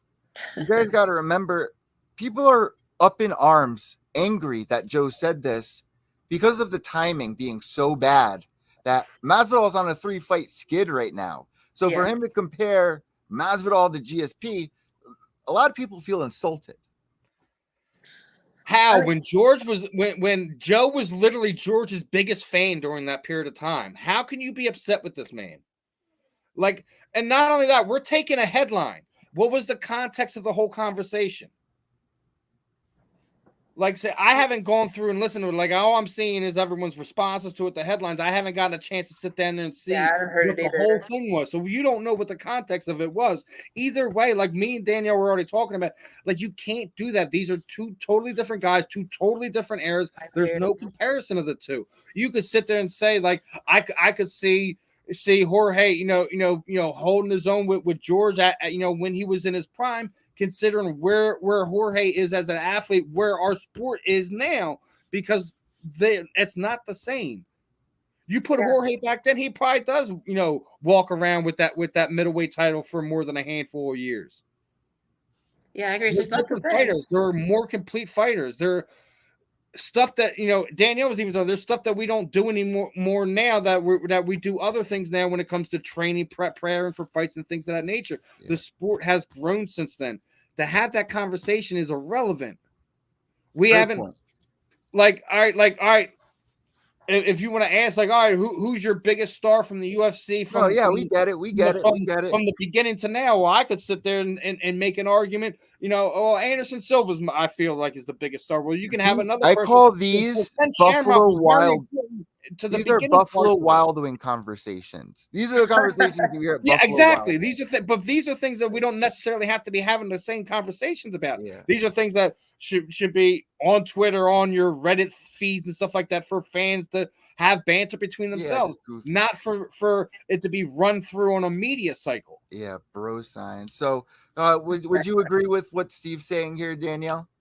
Yes, I would, because you just can't. No comparison. You just can't compare. And all right, if Israel goes and wins this title back and goes on another run, are we going to put him on the same level as Anderson Silva? Because I feel Israel is as an athlete is 10 times what Anderson did. Anderson, go look at who Anderson beat. Love him to death. Exactly. Yeah. Love him to death. Go look who Anderson beat and still say that. He was the Neo of his time, without a doubt. But that was that era, and it eventually caught up to him. And from a guy who, Chris Weidman, did he have a long run? Was he a great champion? You can make the argument and say no. You can make the argument because he beat Anderson, he was a great champion. So we can sit there and play this who, what, where run card when we're talking about these type of things forever. But again, you're grabbing the fire alarm and saying, everyone evacuate this conversation, right? Basically, like, listen, it's like, no, it's like when we're sitting there having the LeBron and Jordan conversation. Exactly. They're totally different guys, totally different eras. Do I feel Michael Jordan would have thrived in an era like this? Absolutely. I think a lot of those guys in those eras would have won multiple titles in multiple different teams because of how the NBA has changed on multiple different levels. It's the same thing when we're talking about the fight game, but except it's on a larger scale because we're talking about men and women. We're talking about, 5, 6, 7, 8, almost 10 different weight classes, and sometimes, these are things like you have to take it with a grain of salt. Some of it's just banter conversation, but again, some of this stuff should never come in a media cycle for us to sit there and having this conversation on a consistent basis. Exactly. Yeah, I totally agree. Danielle, we're so excited about this upcoming event. This conversation got me fired up now. Are you gonna be doing any pranks on your coaches or anything like that coming up to the fight? No, probably not. I mean, it's April Fool's after all. Oh, that is true. It is April Fool's. I didn't even think about that. That's like such a high school yeah, but it's still like I mean, as long as you don't take it too far, like you do something simple, like when Tony and Habib's fight got canceled on April Fool's. Remember that? Don't even remind me about that. The fight that never was. Yeah. Whoops. Yeah. That's the same thing where we could talk about all the fights that was stolen from us for politics through combat sports through the years. We should have had Fedor and Randy Couture, or Fedor and Brock Lesnar. We should have had George St. Pierre and Anderson Silva in their primes. But hey, that's what happens in combat sports. Not everything works out.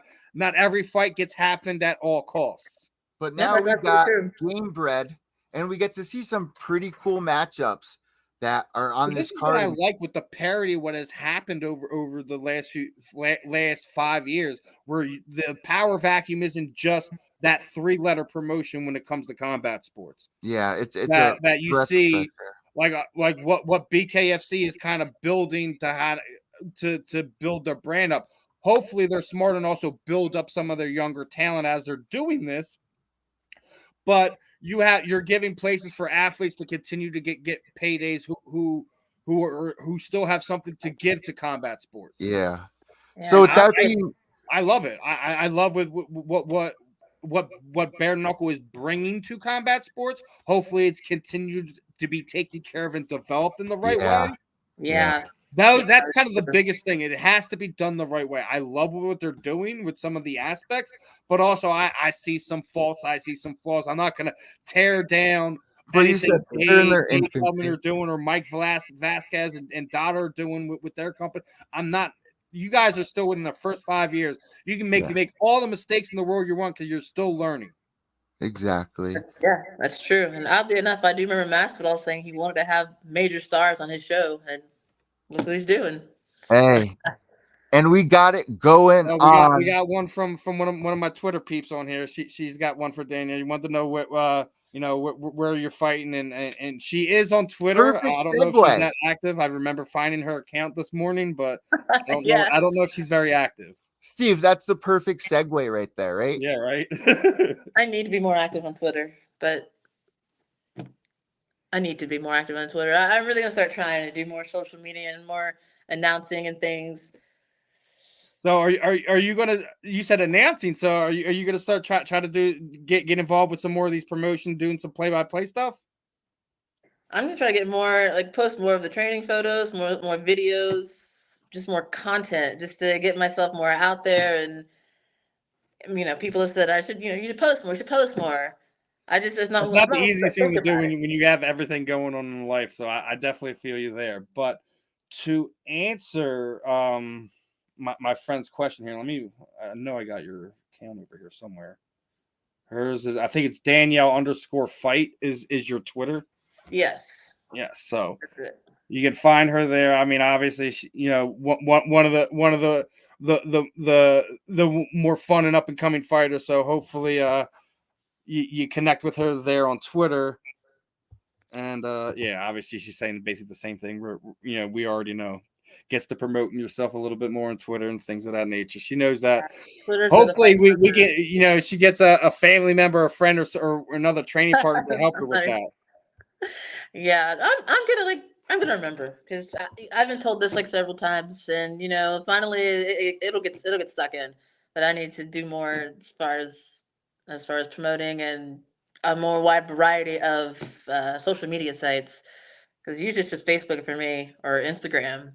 Yeah, a lot of people, just because it's really easy to connect the two. You don't have to really flip-flop back and forth too much. Right. And I know what you feel like, dude, when it comes to show day, like I have to go make a post on Twitter, then I have to go make a post on Instagram, another one on Facebook. Sometimes, we're lucky enough to have like videos and things enough to add to things. So we'll make one, make a post on TikTok and things of that nature. So doing a little bit of everything. Oh, yeah, TikTok. Forgot about that one. But yeah, Danielle, we're so excited for this one. What we like to do at this point in the interview is hand the imaginary microphone over to you. If you have any sponsors, shout outs, social medias, anything at all, or what elevators are, in your area that you might do a meet and greet at, the floor is now all yours. Yeah, definitely. So my IG is Danielle_Wynn_fighter. Go check it out. Give me some likes over there. Of course, Facebook is just my name, Danielle Wynn. Twitter, Danielle_fighter or fight. My mistake. And I do want to thank my training partners and my sponsors, Knockout Canada, Punch Gunk, of course the Lima brothers, Douglas and Diego Lima. That's my boy right there. Yeah, I train at their gym, for believing in me for this fight and everything. And of course, my pad holder. Like everybody, there's so many people to thank. And we get this all the time. Like, oh, you guys should have told me this. I'd have had a list. Yeah. I get the guys that come on here all the time, and they already have their lists. I should make a list though. Okay. That Yeah. you should do for when you have these interviews, whether it's written videos or whatever. You just have a list to go to, so you know who your social medias, all that. So you just go boom, boom, boom. Yeah. Yeah, that's much easier instead of thinking off the top of your head. But I think Yeah, I got no. pretty much everybody as far as sponsorship and Fighter Alias. Got to thank them as well. Fighter Alias, they've been there for me. And yeah, okay, I think that's about it. Hey, really quick before we let you go, just a yes or no answer for this.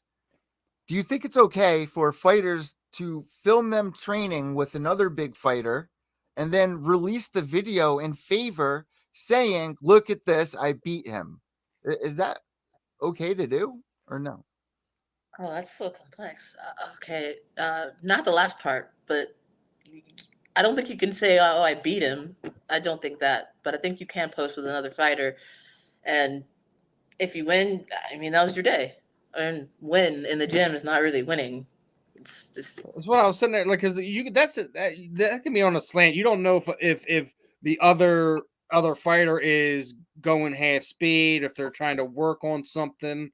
Yeah. That's why they have that fighter there, is because they're good at X, Y, and Z, and they're trying to work on an escape from underneath, etc. Yeah, but the whole point is like it's kind of shitty to put Yeah, that it out is. there and just be like, look at me beating this dude up. So Danielle, you're saying no, it's not cool, or I don't think that is really cool. Not at all. Like I don't post myself sparring with people, then be like, look, I beat this guy or girl, check whomever. this They out. don't I have you put record Diego in a something. headlock and gave him a noogie. Yeah, well, that never happened. That would have never happened. But yeah, I wouldn't post like that. I don't have that kind of bravado. I'm just not that kind of person to That's do good, and that. it says a lot about who you are. We will be tuning in for your fight. We cannot wait, and we hope to get you back on Combat Deviants sometime in the future. We really thank you for joining us on this new podcast adventure, and hopefully you'll become a regular on here, and we'll be seeing the journey blossom, and we'll see that belt on you. Thank you So for having me, guys. I appreciate it. It's have a definitely good our night. pleasure. We always have fun talking to just about everyone in combat sports. Like we talk to amateur fighters. We just had another one from one of our local ones around me, where she's at Matrix, so she's basically upstate PA. Still like a pro am card. Yeah, that's So awesome. like For everybody. we're one of these people, like we always like to talk to everyone from the sport, the winner of the fight, the loser of the fight, the champion, the challenger, the person who's on the bottom of the prelim. It doesn't matter to us. All you athletes have stories for us. You're just an onion waiting to be peeled back for the next layer to come out. We all have a uniqueness about us as human beings, as people. We just have to find the people to relate to. That's why we love doing this. It gives us a chance to talk to people from all walks of life. So really appreciate you hopping on. Going on Eddie sentiments. Would love to have you back on here in the future. Best of skill in the fight on the first. Hopefully we get you back on here when your next one gets lined up, my friend. Thank you. You guys have fun. God bless, Danielle. All right, everyone. That was Danielle Wynn. That was a fun interview. We're gonna have her back on here again at some point. Appreciate her time. That was fun. I mean, obviously we'll have to reach back out to Mr. Eryk Anders. He's got a lot going on in his life right now, he's man. way after the fight. I know he just He's got got an off upcoming fight against the tough. He just got off of a grappling super fight, didn't he? Yep. Unfortunately, he lost. He's been fighting so many tough opponents, man. He was just fighting Joe Pfeiffer, another UFC fighter who's been killing it on the Contender Series with Joey body bags. So then also he's got an upcoming fight, UFC 289, June 10th, with a 15-7 record for Eryk Anders. He's going to be fighting Marc-Andre Barriault, who's actually fighting and training at Kung Fu in Quebec City.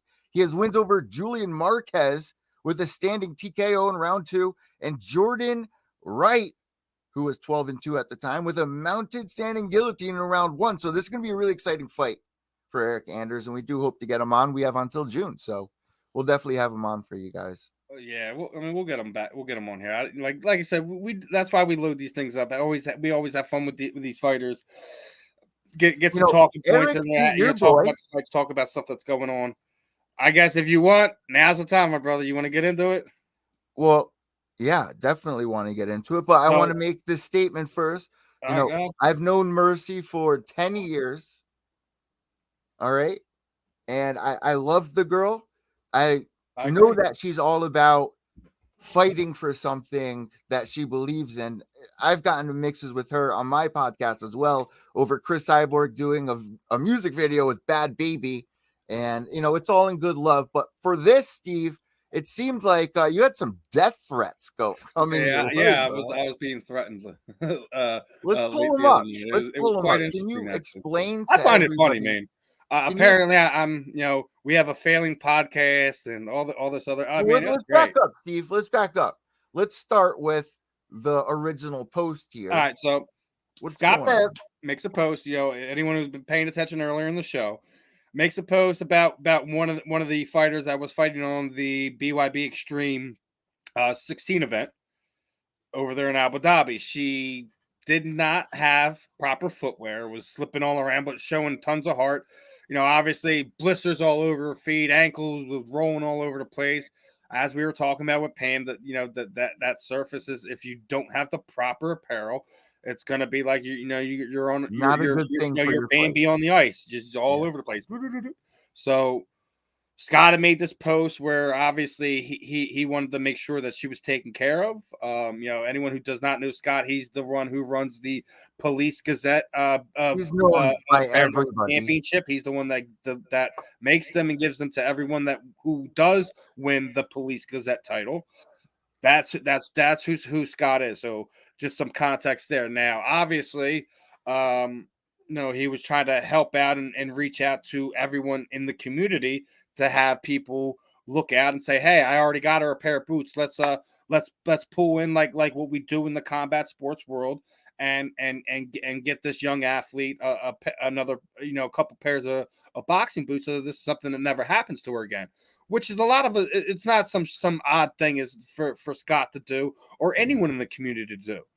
We all know the sacrifices fighters make. They borrow. So what happened though? What happened? They borrow from Paul to pay Peter all the time. Like we just had Ian on here basically saying, "Hey, my whole next fight paycheck is going to go right into paying to the PI Institute for the stem cells and all the stuff that I've been doing to taking care of myself." So we all know fighters make a lot of sacrifices when it comes to it. So go pull up her comment, dude. Not that one, the next one. And not my response either. So here I think actually that's the response because I can see the screenshot. Let me read it to everybody listening to the audio because I think you have to pull up the other one first. All right, so let me read this for the audio listeners. Really quickly because you're not going to understand what the hell's going on, and Steve's going to get so descriptive and things that might get a little lost. So let's read this really quickly. I'll address the whole situation in a minute. We'll go through it. So this is a post from Facebook from Scott Burke that says, "The residents of Belfast, New York like to help athletes of all sports when they can. Mariana Karma from Lebanon showed an awful lot of spunk and heart at BYB Extreme. She consistently slipped in the ring to the point of it being dangerous for her, though because of improper footwear. If her footing didn't slip every single time she threw a punch, she would have had a much more effective fight. She couldn't get anything behind her combinations. A few anonymous people of Belfast, New York saw this on TV and asked if they could chip in a little to help Mariana obtain a pair of real boxing shoes. When I went to see her the next morning, pictured below, she couldn't even stand because of a badly sprained, swollen ankle due to improper footwear. Look what she wore into the ring. Hashtag thank you, folks. These new Adidas shoes should make a big difference for her. Can't wait to see her fight again." So, Steve, you read that, and no, see that's not what caused me to respond. Mercy's response to it is what caused me to respond, and then it just spiraled out from there. This is her response right here, correct? So which one? she says, let me see which one you're pulling up here. Well, this one starts with Stephen Reichel. It can't be this one. This one can't be in the order. So it's got to be the other one. Yeah, So, no, it's the other one. The other one's her response. Yeah. All right, let's get into the tea right here. This is where it's going to get There good, people. Hope you're at the edge of your seat. So Mercy Jones, who's my good friend, who calls me all the time, but she does like doing these things, and it is entertaining to see. So Mercy it's entertaining when she does it to other people. So let me do this, Planet Hank. How much do shoes cost? As a show, I don't even have to ask. We, a podcast, can cover them now. What else shall I tell Lorenzo Hunt? She's tagging them. Lorenzo Hunt, Reggie, Easy E. Barnett Jr., who's fighting tonight, and Chris Cyborg. Lord, do we need to announce charity? If you all so darn weak on face value, your card, your promotion, you allowed this to happen. This is your fault. This is where I had the problem. But yes, we will fix the shoe problem. We not fundraising for shoes. These folks literally think I've lost my mind speaking about shoes when we as a group try to help real people that have real life or death stuff we can't fix alone. Nope, can't just fix. Send somebody the Cash App for a stupid shoe, Mike Vasquez, who was tagged. This, what we doing? Invest in what? This worse than, you about to get picked up. All right, so Steve, what happened here? You So basically, her response is she's basically attacking the promoter, basically insinuating that it's on Mike Vasquez, Dahir Harris, and BYB Extreme to supply the fighter with boxing boots. Eddie, is that how things work in combat sports? Because that's not how things work. It really isn't. When you go and attack a promoter on social media and then go and tag all these athletes that do not work with the said promoter, it makes no sense. You're going on social media making a post just so you can be seen and heard, just so you can create conflict and start a conversation. And then you're also tagging another podcast or promoter in Hank, who all he does is he covers the BKFC fighters. He trolls on the BYB threads, because I seen him a few weeks ago when they did the event at the military base, that he was commenting like, oh, they had all these people here and all these great fighters to have 17 people in the stands. What does it matter how many people showed up to it? Because people, like most people are, really don't have access to be able to go drive to the military base and things of that nature. I get what Mike and them were trying to put on an event for the troops. So does it matter who's in the stands? No. Yeah, exactly. And anyway, we're talking about a promotion that is within their first 20 events. And Steve, also on top of it all, I don't like when people bring other people in. Like, and that's what she did. That all through that thread, just kept tagging. Apparently, I was Scott. Not only Scott Burke, but she was tagging Goat Management's guy, and she was tagging Lorenzo Hunt. She was tagging our boy Reggie Barnett, who was just on the show. Yeah, right. As well. What's Reggie gonna say? It's just. This is the issue. So she tagged Scott Farley, who's the owner of the Goat Management Company. Apparently, I'm their guy. How's that? I don't. She said. Here's the thing. When is the last time we even had a Goat Management fighter on one of our shows? We haven't. I haven't had a Goat Management fighter on one of my shows since the last media company. So it wouldn't have been on this show. So why is she tagging him? So this is what she said. But then you're tagging Lorenzo and Berto, talking about I'm mad about our failed. How do I have a failed podcast? We have guests on here all the time. How's it just started? But let me What read we this. do, we get like again, yeah, something we just started this fall, this past fall, dude. Yeah.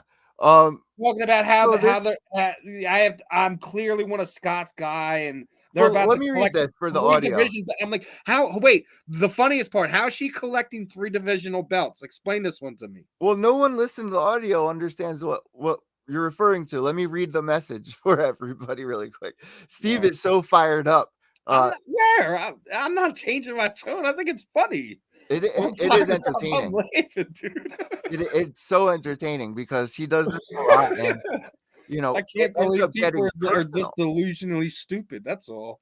It gets personal at a point, and it's just Yeah, it does. let me read this for the audio people. Well, that's why if you look at the thing that she's sitting there was her proof that I did something. Oh no, wait, no, this is when she was taking screenshots of my Facebook that she was going to come murder me. That's right. Let me keep everyone in order. So this is Go now ahead. the third photo of the conversation. Mercy Jones tags Steve and says, "I'm so sleepy, Scott Farley. This your guy? Lorenzo Hunt, Elvin Leon Brito. I'm sleepy. This man fan this man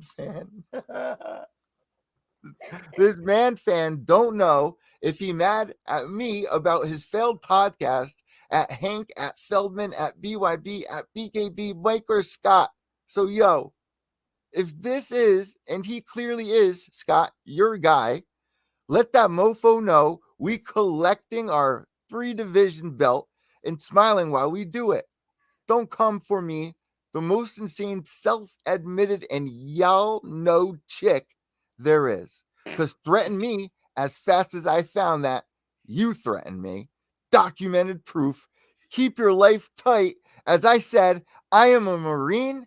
You insane if you think Hank is the only combat Marine. I personally know this is easy work, y'all. Stop effing around. Stop." Steve, what did you say? I see all of her response. I don't see your response, though, bro. I basically said, because she keeps tagging Hank. I'm like, well, why are you tagging Hank? Who's like a basically Dave? He's got his nose so far up Dave's butt, dude. His nose is brown. He's a manager, right? Well, no. Hank's another one of these, media guys. Oh, okay. All right.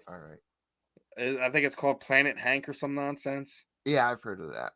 Been around for a while.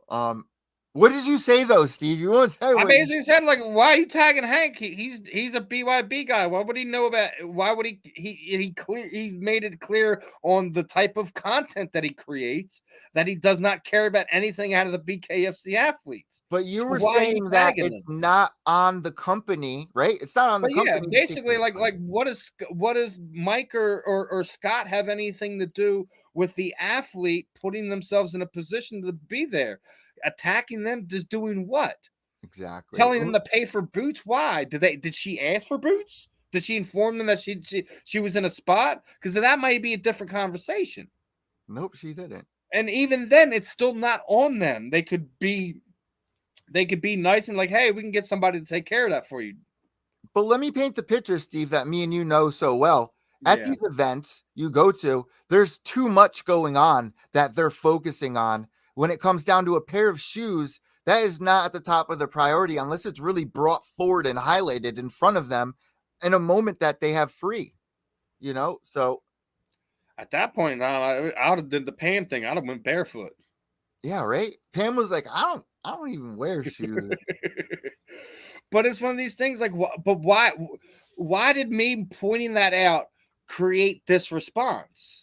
I don't know. I never threatened her. I didn't even mention the Marine anything. She brought up the fact that they were Marines, and then it was saying, like, why are you talking about a Marine? I didn't say I was a Marine. I mean, I'm from a military family. My grandfather was in the Air Force. My uncle was in the Army Reserve. Yeah. So it's not like I wouldn't just hold that card on you. Like, what does it matter if you're a Marine or not? Why is that being thrown around? You were hating on Marines, she said, right? Like, she was saying all these acquisitions, and you were just like, everyone can see my comments. I didn't delete anything, but her comments were being flagged for violating community standards, not mine. So who was threatening who? I wasn't. I was laughing the whole time. You made a simple statement. Me and Kimberly were sitting there laughing at it. You made a simple statement and then it turned in this whole thing. But that's how it always is with her. Anytime anyone challenges anything that her line of thought or whatever, this is the response they get. There's no logic. It's either she's the full pom-pom cheerleader that everyone loves, or you question something that she doesn't like, and all of a sudden this isn't surprising to you. We've seen her do this, the whole Ronda Rousey, Chris Cyborg nonsense that we had to go through. Sadly, she got kicked off of Twitter because of this, and she's still going on doing this. And I think there are better ways to communicate with people. But Steve, people keep trying to attack you, bro. What? Because I don't like seeing nonsense and people trying, like, dude, this whole tagging everyone, like, dude, that's you're trying to validate what you're doing. I'm having these conversations, but basically, you know, I didn't get a chance As to a journalist, screenshot everything because of how everything worked out, because Scott made the post private. After all, I think it was like some 90-some comments she had made at that point in time. That could be so annoying when you open your phone. And I'd reached out to both Scotts and apologize. I didn't get a chance to talk to Mike. I actually want to bring him on the podcast, and they probably don't even care because it happens so often with this kind of stuff. They probably don't even have any idea. Well, I think most of them probably have her blocked at this point in time because she's so pro Dave Feldman and BKFC. And that's the thing. We are not in that position. Like, as much as I should be Dave's biggest homer, right? He's from Philly. His old promotion was like my first event I ever covered. I heard about them talking about BKFC 10 years before they did it. Him and his brother. Yo, here's the other thing. Him and his son. His brother's the one that does celebrity boxing. Yeah. Yep. Exactly. So him and his son did this. This is something they've been working on for years. I should be, but I can't do that. We're supposed to be media. We're supposed to be biased. I don't care who the fighter is. If they're from BKB, BYB, BKFC, Valor, I don't care. I'm gonna cover all the bare knuckle the same. Just like I cover all of boxing the same. Just like we cover all of MMA the same. We try to talk to everyone as much as we can. We do one show a week. Could we probably do more? Yeah, we could probably do more. But this is all the time that we have, and we try to cram everything into the time period we have. Let me make this statement really quick. The apple doesn't really fall far from the tree, and I've known Mercy for about 10 years. She's really close with Misfit Ferreira as well. And it just seems when I say that name that it's a little more difficult to talk with Mercy or Misfit about these kind of things when you just have like an opinion on it, at least from what I'm seeing here and what's happened in the past with, listen, you got a volatile personality. It is what it is. Like, you ain't going to vibe with everyone. Don't hate her. I hope that, through that, she's learning how to kind of communicate with people in a better way. Exactly. There's such listen, I didn't go and block her or anything. I didn't go and send her any messages after she threatened me. I just thought it was funny. Like, you're gonna kill me. You're gonna beat me up. You're gonna send someone to my house, really, over this? This is not even worth it. That bro, dude, I've had more reasons to do that to other people over the last 10 years that I beat. Like, she's sitting there saying I'm the one that's mad. Well, obviously your response is you're the one that's upset, not me. We're going to find Steve's body and his shoes are going to be gone. That's going to be the symbol mark. There's no shoes. No shoes. That's what it is. I feel bad anyone that comes in this house thinking they're going to do something. That's all I got to say. So, Steve, when we really break this down, just to end this conversation, I would agree with you that it is not the promotion's issue, and it does seem like it wasn't even brought. They shouldn't even have to deal with this. Where Mike's being tagged, where Scott Burke and Scott Faley of Goat Manage is being tagged when they have absolutely nothing to do with the context of that conversation. Not only that, it's very clear from my understanding that they didn't even have an slightest idea that the shoe thing was an issue. It was the original. It was fans. It was someone that brought the attention to them about it. Like, hey, what's going on here? Exactly. Like I said, unless we find some evidence where they knew about this beforehand, nothing on the promotion for it. Thank you. You have a local fighter fighting on your card. You assume everything's copacetic. Man, I remember we all going know back. how this thing works in combat sports. You get an opportunity, you jump and take it. She wasn't prepared. Somebody in her corner in her family probably should have helped her out and threw her a couple $dollars until she got her fight purse to buy her a pair of boxing boots. But that didn't happen. Is that all on the fighter either? No. We all know how this goes. Fighters are not in the position to do these things all the time. They do need sponsors. Yeah. They do need fans in their corner and things of that nature. Exactly. But doing what Mercy did, the only thing I'm glad about it, I hope it brought more attention to the post. Thank you. Yeah. And other than that, like anything that was done in that context of that conversation was utter nonsense, garbage, and it was utterly irrelevant. It was straight toxic. And yeah, that was toxic culture at its prime. It's right there, right? And it just fits so perfect with Combat Deviants. We will continue being deviants, fighting for our thought. Again, I'm here to expose the situation. I hope I hope you guys see this trend, because I could have absolutely buried Mr. Dumas about a month ago. I'm not burying Mercy here. She's a fan. She's allowed to be passionate about how she feels. But going about it the way you did it is not how you get things disappointing. Done. This is how you make or turn people off to you. Steve, you nailed it right there. It's very disappointing to see. That does it for the show. But this is really bringing back so many memories of showing up to baseball practice or baseball games. I'm looking around and I don't have my glove, and I have to use someone else's glove, and it's never. I used to hate it. How about that? Doing that when I was in Little League, but I'm left-handed. Me too. So how hard was it to get a glove? It's so hard. I would have to go like this, catch the ball. I'd have to pocket it in my armpit, pull it out. Bro, shit sucks. Man, I hope you guys enjoyed this episode of Combat Deviants. We have an upcoming event. Well, there's events going on right now, but UFC tomorrow. We got a lot of stuff going on right now. Corey Sandhagen versus Chito Vera. We'll be tweeting live for that. So make sure to give us a follow at Combat Deviants on Facebook, Twitter, and Instagram. Yeah, we're gonna do something one of these days where we're gonna do a live react. We'll get a couple athletes together, do some shenanigans. We got to figure out on here how to get it done right. Yeah, and we'll get Eryk Anders back on the show for his upcoming fight in June. It happens, like I said, initially Eryk was going to be on like that 10:30 slot. That's why we started at 9 this week instead of 9:30. Just kind of, it is what it is. It happens. But that does it for this episode. Make sure to subscribe for Belly Up Sports. I'll keep this nice and short because this is where you guys usually tune out. And that's we got one more announcement, right? Tell them they got to tune in Tuesday, right? Oh yeah, Steve, tell them now. Well, obviously we've been talking about the Hardcore Hobby Talk podcast getting ready to launch. Me, Eddie, and Mark shot the first episode this week. It will air premiere debut, however you want to have it, Tuesday night. Make sure you guys are locked in. It was definitely a fun episode.